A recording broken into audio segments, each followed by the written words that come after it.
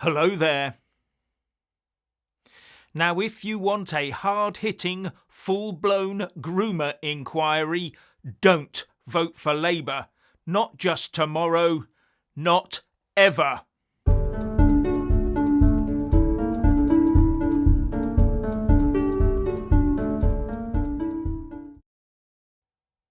However much our Prime Minister Keir Starmer wriggles, it's not gonna get him off the groomer inquiry hook. But it's not just Starmer. While a groomer inquiry is blocked, it becomes a hook in every single Labour MP's mouth. They're all on it by association. So even Keir's replacement, when it eventually comes, will be on that very same hook, especially those like Angela Rayner, who relies firmly on the votes of a certain demographic. It is a gaping wound in their political offering, all brought about by decades of open borders, to the point we now have politicians who are more interested in Gaza or building airports in foreign lands than they are on the needs of the people living in this country. 6 times Kemi Badenoch quizzed Keir the Kneeler Starmer on the groomer issue at Prime Minister's Questions today, and 6 times the PM ducked, weaved and wriggled.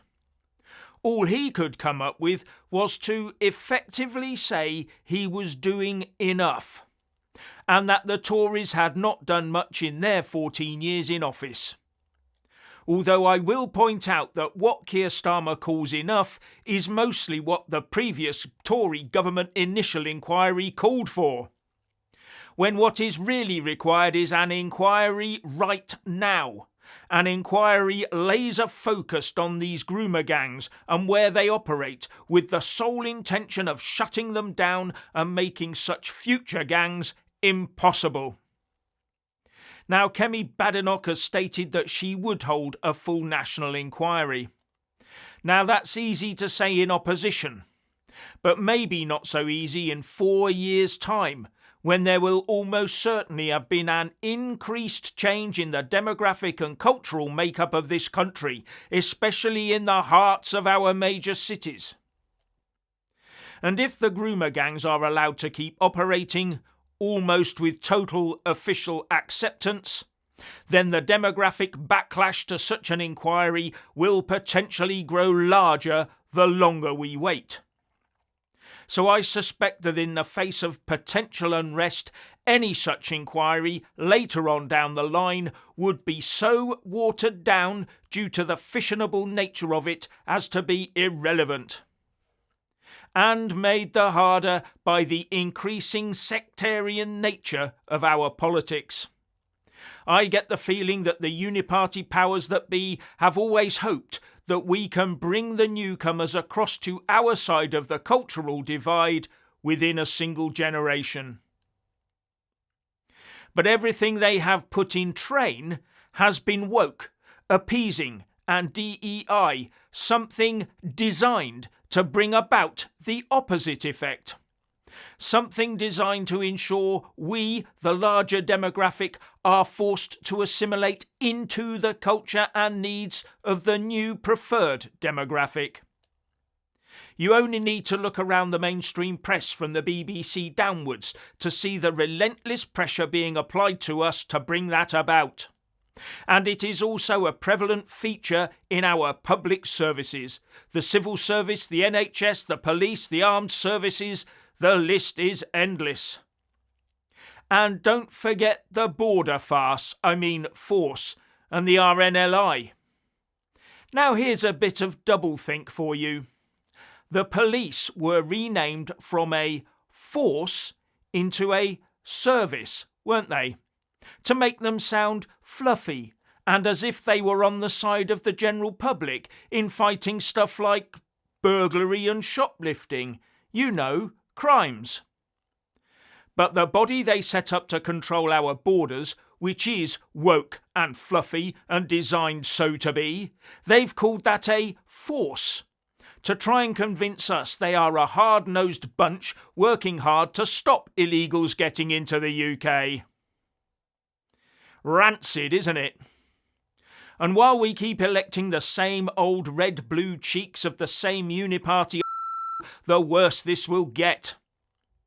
The UK is becoming an international free-to-use ATM attached to an international free-to-use health service, while housing and feeding all comers, even to the point of bankrupting this nation. A vote for either Tory or Labour or Lib Dem or Green or SNP or from the sectarian bunch is a vote to continue this maddening national decline. Now, I'm not going to tell you who to vote for, just anyone but those 6. You only have to look at the financial, political and cultural damage they have wreaked on us to see they do not wish the majority of us well. We need a whole new tranche of politicians who do believe in the UK, who do believe in those that constitute the properly assimilated population, and will side with them. And now is the time to start sending that message to these would-be destroyers of the UK by throwing them out of office comprehensively. It's just a pity that the establishment engineered a way of scrapping some of these elections this year as part of their plans to further erode democracy by putting more huge mayoralties in place with a whole new tranche of local authorities. And as I said earlier, more and more of them will be concerned about Palestine, Gaza, and destroying Israel or building airports abroad to make it easier for people in the UK to travel back to what I can only conclude they think of as their home country. Can you imagine the level of negative feedback an MP would get if they insisted on an airport being built close to areas of Spain where UK expats tend to live, so make it easier for them to come back to the UK, for example? Now, I'm hoping that the antics of the Tories and Labour over the years will galvanise people to come out and vote against them. But judging by the last general election, that might not happen, leaving it to the activists and solid party supporters to shape local politics in their areas for years to come. And in some areas, the turnouts of a certain demographic will be high. They know how to get the votes to the ballot box. As a result, we may see 1 or 2 sectarian-based shocks. Shocks that should be a massive wake-up call for the rest of us. So my message is, if you do have a vote, please don't waste it. Get out there and put your cross on the ballot paper, and please encourage your family and friends to do likewise.